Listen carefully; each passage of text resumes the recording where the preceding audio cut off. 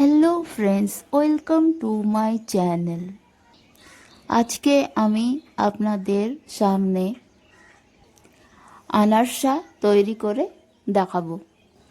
গ্রামের ভাষায় যাকে বলে ঘোলা, অনেকে পিঠা বলেও জেনে আছে। এই ভিডিওটি আপনারা দেখছেন শিল্পী সুইট কিচেন থেকে। এই রেসিপির জন্য সবার প্রথমে আমি নিয়েছি 500 গ্রাম চালের আটা। চালের আটাটা খুব ফাইন। এই আটাটা হলো আতপ চালের আটা। এই চালের আটার সঙ্গে নিয়েছি 300 গ্রাম গমের আটা। চালের আটার মধ্যে গমের আটাগুলো ঢেলে নিয়েছি। আটার সঙ্গে নিয়েছি 350 গ্রাম চিনি। আটার মধ্যে চিনিগুলো ঢেলে নিচ্ছি।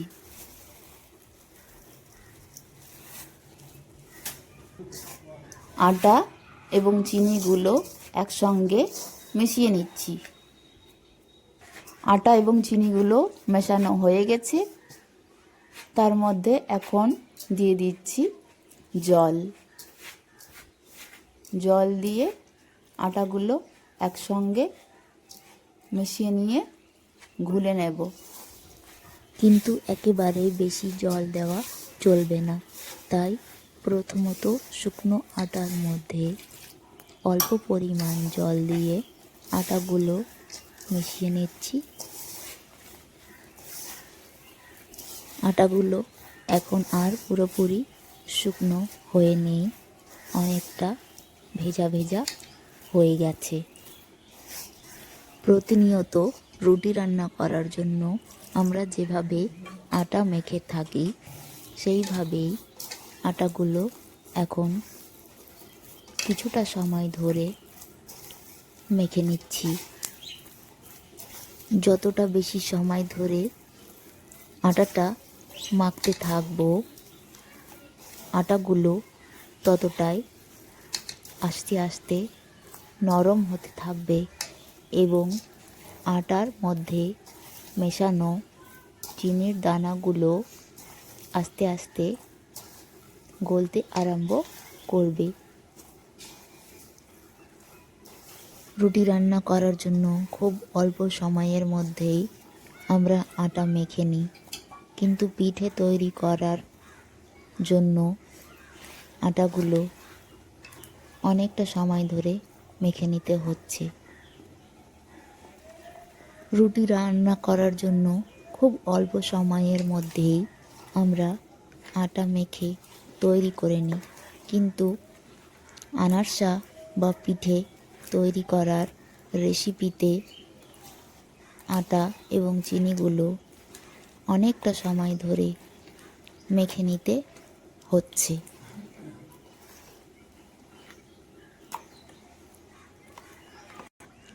আটার মধ্যে মেশানো চিনিগুলো এখনো সম্পূর্ণভাবে গলে যায়নি, তাই আটার গামলাটা নিয়ে আটাগুলো আবার মেখে নিচ্ছি। এই পরিস্থিতিতে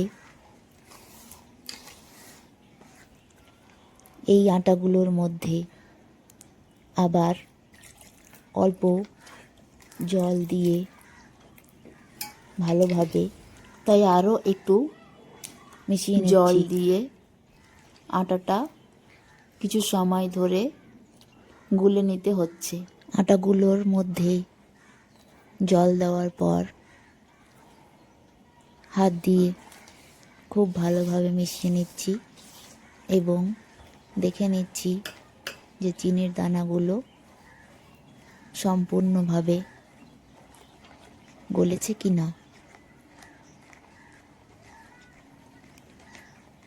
সেম টু সেম একই প্রক্রিয়ায় বা একই প্রসেসে আটাগুলো অনেকটা সময় ধরে হাতের সাহায্যে মেখে নিচ্ছি।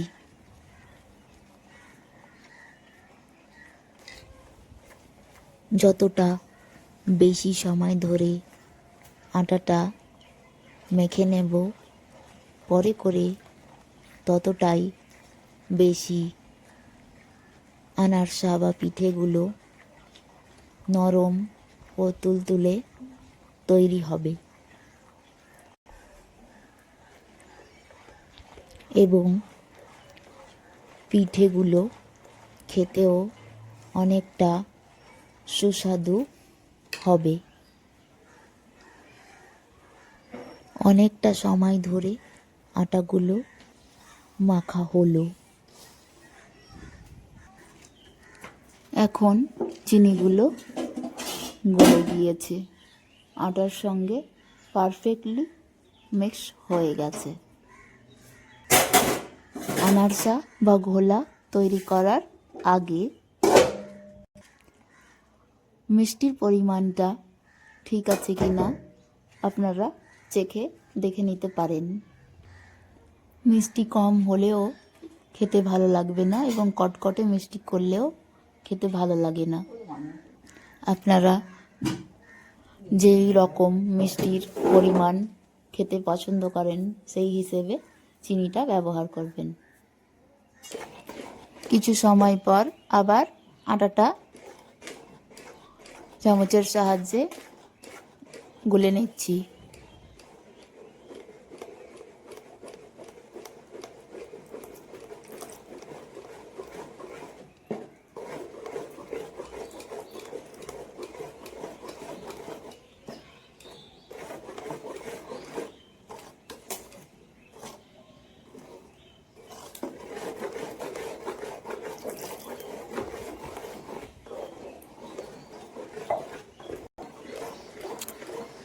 ঘুলে রাখা আটাগুলো একটু গাঢ় মনে হচ্ছিল, তাই শেষবারের মতো অল্প পরিমাণ জল দিয়ে আবার ভালোভাবে আটাটাকে ফেটিয়ে নিচ্ছি।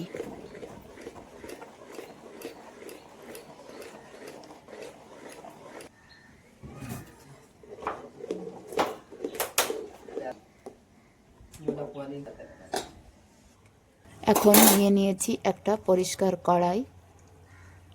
কড়াইয়ের মধ্যে এখন দিয়ে দিচ্ছি সাদা তেল।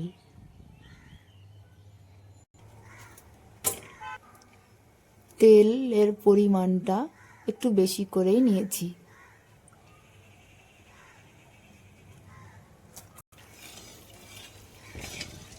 তেলের মধ্যে আরও একটু বেশি পরিমাণ তেল নিলাম, কারণ ঘোলা তৈরি করার জন্য বেশি পরিমাণ তেলের প্রয়োজন হয়।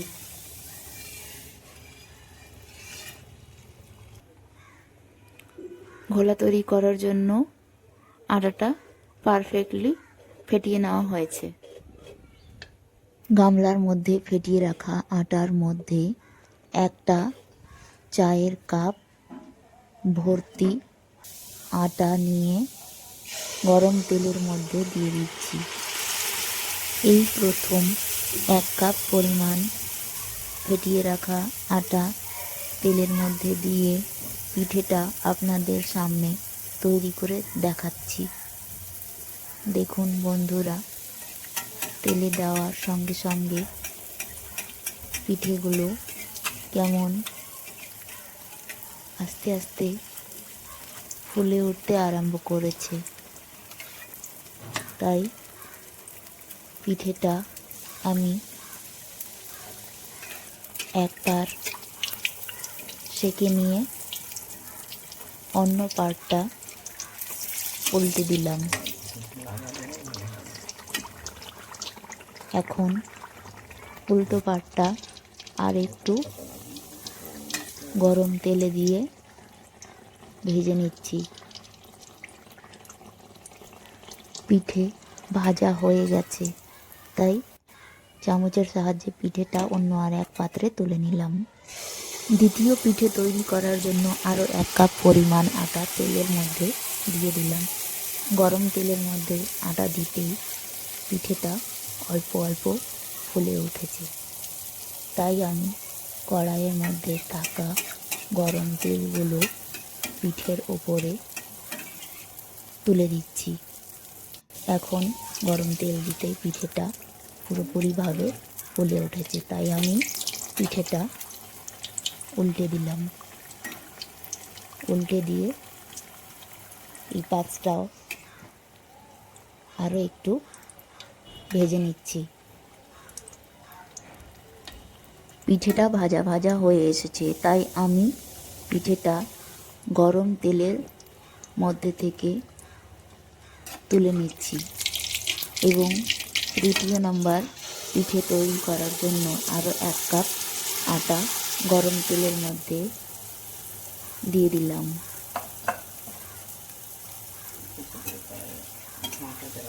আটাগুলো সঠিক নিয়মে পারফেক্টলি মাখা হয়েছে, তাই আটাগুলো তেলের মধ্যে দিতেই পিঠেগুলো সঙ্গে সঙ্গেই ফুলে উঠছে।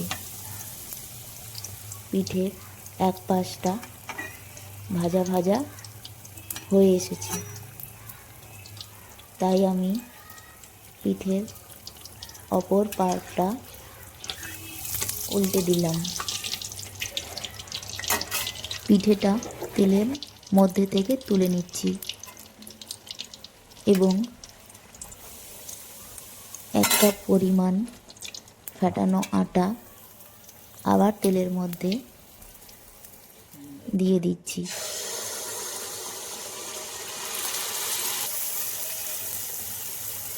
এইভাবে পরপর 4-5টা পিঠে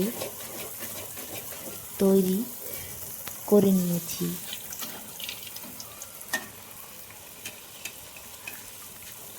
একই প্রক্রিয়ায় বা সেম প্রসেসে ফেটিয়ে রাখা আটাগুলো চায়ের কাপ ভর্তি করে তেলের মধ্যে একের পর এক ভেজে নিয়ে পিঠে বানানো প্রসেসটা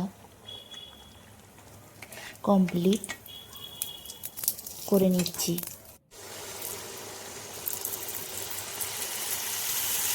ভাজা পিঠেগুলোর মধ্যে থেকে খুব সুন্দর মিষ্টি গন্ধ বেরিয়ে আসছে। পিঠেগুলো দেখতে যেমন সুন্দর ভাজা ভাজা তৈরি হয়েছে, আমার মনে হচ্ছে পিঠেগুলো খেতেও খুব নরম, তুলতুলে এবং সুস্বাদু হবে। একই নিয়মে একই রকমভাবে সবগুলো আটার পিঠে তৈরি করে নিচ্ছি। পিঠে বা আনারসা তৈরি করার রেসিপিটা যদি আপনাদের ভালো লেগে থাকে তাহলে আমার ভিডিওতেই একটা লাইক দিয়ে চ্যানেলকে সাবস্ক্রাইব করে রাখুন, সঙ্গে থাকুন, সাপোর্ট করুন। আবার দেখা হবে নেক্সট ভিডিওতে। এখনকার মতো এখানে আল্লাহ হাফেজ। Bye, thanks.